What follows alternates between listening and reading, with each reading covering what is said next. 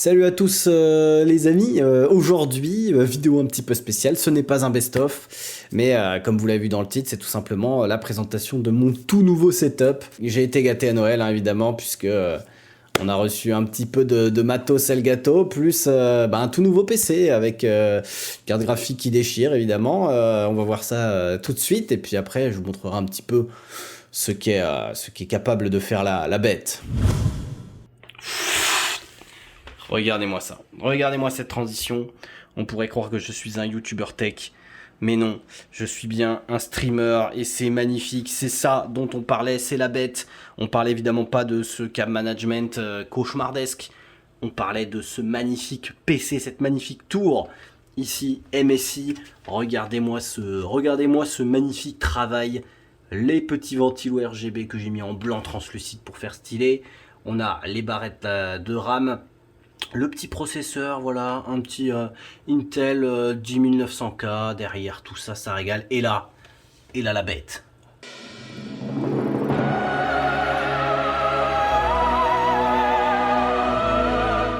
La MSI GeForce RTX 3080 Gaming X Trio, les amis. Avec un nom comme ça peut que envoyer du pâté. On peut jouer évidemment avec le Ray Tracing, le DLSS. On verra ça tout à l'heure sur Cyberpunk, ça va être beau jeu. On a la petite carte de capture Elgato ici, qui est directement branchée au PC, qui me permet de stream sans délai.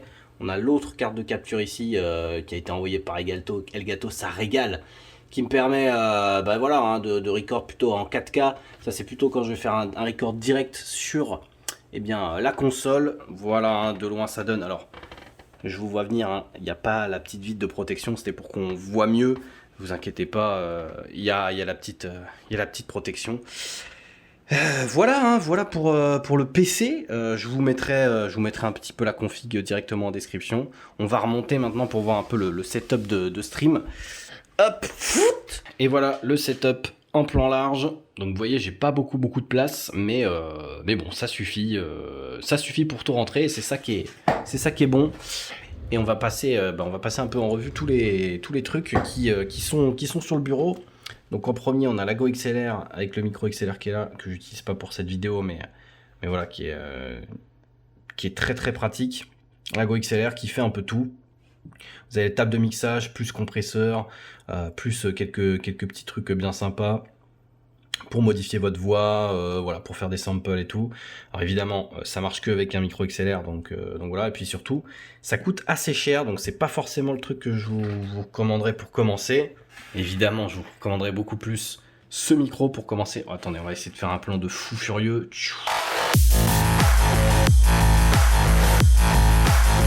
Oh là là, ça c'est un plan de youtubeur tech, hein. Donc voilà, c'est le Wave 3, donc ça c'est le micro de chez Elgato qui met bien. On a le petit micro ici, le petit bouton ici, hop, attendez, je vais vous montrer, qui permet de démute.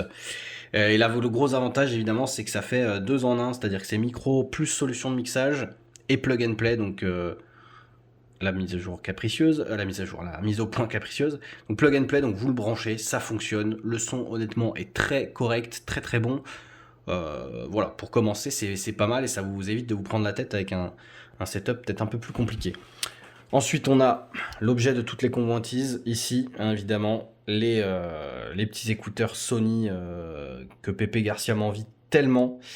Les petits écouteurs Sony à 10 balles sur Amazon. Voilà, donc si je stream avec ça depuis des années, je m'en plains pas, ça me va très bien. Ensuite, on a le petit clavier. Attendez, hop, je vais bouger ça. Le petit clavier. Il y a le câble ici du micro, mais c'est pas très grave. Petit clavier Logitech. Alors, je vous redonnerai la référence en description parce que j'ai plus la référence exacte, je vais pas vous mentir. On a ensuite le Stream Deck ici. Stream Deck XL. Donc voilà, avec il y a 32 touches de base. Et on voit pas toutes les touches avec la lumière, mais c'est pas très grave. 32 touches de base, évidemment, vous pouvez faire des dossiers, des sous-dossiers. Hein, voilà, par exemple, là, il y a un dossier. Bon, je l'utilise pas là pour l'instant. Vous pouvez faire toutes sortes de trucs. Donc, en stream, évidemment, vous avez voilà, changement de scène, mettre des pubs, etc. Vous pouvez aussi lancer des applications directement avec le Stream Deck. Vous pouvez faire vraiment beaucoup de choses. Par exemple, qu'est-ce que je peux vous montrer ici? Voilà, éteindre la lumière. Hop, j'éteins les key lights. qui sont directement reliés avec le logiciel. Donc ça c'est vraiment pratique, c'est un must-have. Honnêtement, je connais pas trop de streamers entre guillemets professionnels, donc c'est le métier qui utilise pas Stream Deck. En tout cas, quand t'en as un, après c'est difficile de revenir sans quoi. Et j'ai un deuxième Stream Deck ici. Voilà, il y a pas beaucoup de choses dessus, mais en fait je peux le prendre plus facilement, je peux le déplacer, du coup le mettre vraiment à portée pour changer des scènes ou autres, quand il y a peut-être des dingueries qui se passent à l'écran, donc on n'est jamais trop sûr. Mais c'est mon ancien Stream Deck que évidemment j'ai pas acheté, je garde. Et on a ici la petite souris, la Naga X, la classique, hein, Naga X que j'utilise depuis maintenant presque 10 ans, depuis qu'elle est sortie en fait, et qui malheureusement malheureusement ou heureusement je ne sais pas, mais je suis tellement habitué d'avoir les 6 boutons positionnés comme ça et tout, que j'arrive pas à changer. En tout cas j'arrive pas à jouer on va dire à 100% si j'ai pas cette souris. C'est un peu le seul truc sur lequel je suis un peu relou, et je sais que il y en a plus en production, hein, ça existe plus depuis, ça se fait plus depuis quelques temps, donc je chéris les dernières que j'ai, évidemment. Hop, on a en dessous mon tapis de souris, peut-être le tapis de souris le plus stylé qui existe, peut-être même un des plus chers aussi, puisque ça vaut je crois dans les 100 balles, hein. C'est un tapis de jeu Yu-Gi-Oh! Et voilà, c'est vrai que c'est Exodia, et puis la matière en fait c'est exactement la même matière que pour les tapis de souris, juste un peu plus fin, et moi ça me va, et je me suis dit quitte à avoir un tapis de souris un peu stylé, on va prendre Exodia, et ça va régaler. On a ici évidemment les petits trophées, hein, pour toujours pouvoir flex en stream. Voilà, on prend le trophée, on le met, la petite gourde Twitch qui met bien pendant les lives, les 2 écrans, donc là c'est mon fond d'écran, hein. J'ai aussi magnifique les fils, quand on voit ça, magnifique écran de verrouillage. Hop, 2 écrans 240 Hz. Alors je vous remettrai pareil les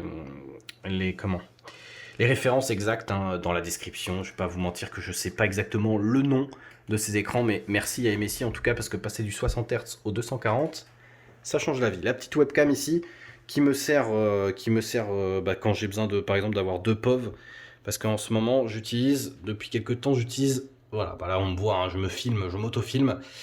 Cette petite caméra là, c'est un Sony RX4, donc voilà que j'utilise en tant que webcam, qui met bien honnêtement, et qui met bien grâce notamment à ces 2 petites lights, voilà, les key lights. Elgato qui m'a renvoyé ça, j'en avais qu'une, et donc maintenant j'en ai 2. Ça permet d'avoir la lumière un peu plus équilibrée. Keylight qui évidemment aussi est de très bonne facture, ça chauffe pas, donc ça c'est vraiment bien. C'est pas épais du tout. Ça permet de se glisser un peu n'importe où, et puis le fait d'en avoir 2. Bon, j'ai dû les caler parce que moi j'ai un bureau un peu bizarre. J'ai dû les caler, donc vous voyez qu'elles sont pas forcément droite, mais ça fait le taf. Et ça permet d'être bien éclairé, donc voilà.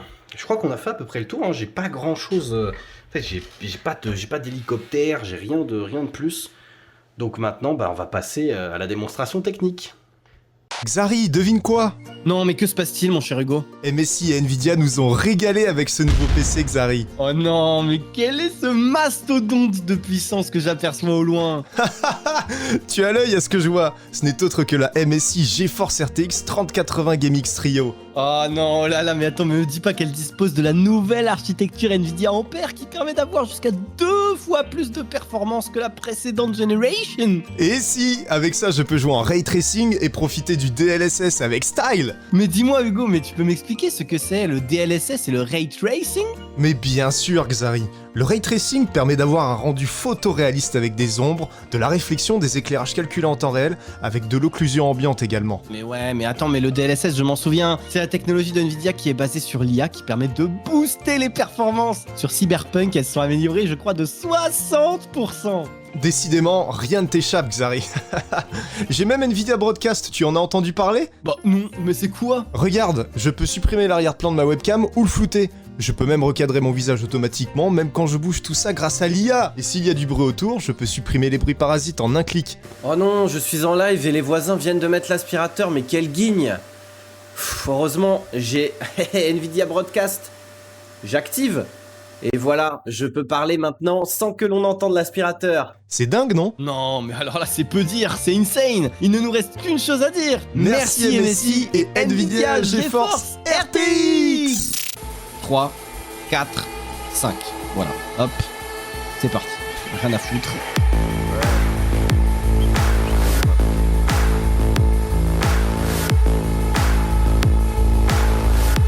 Ah, c'est pas mal là.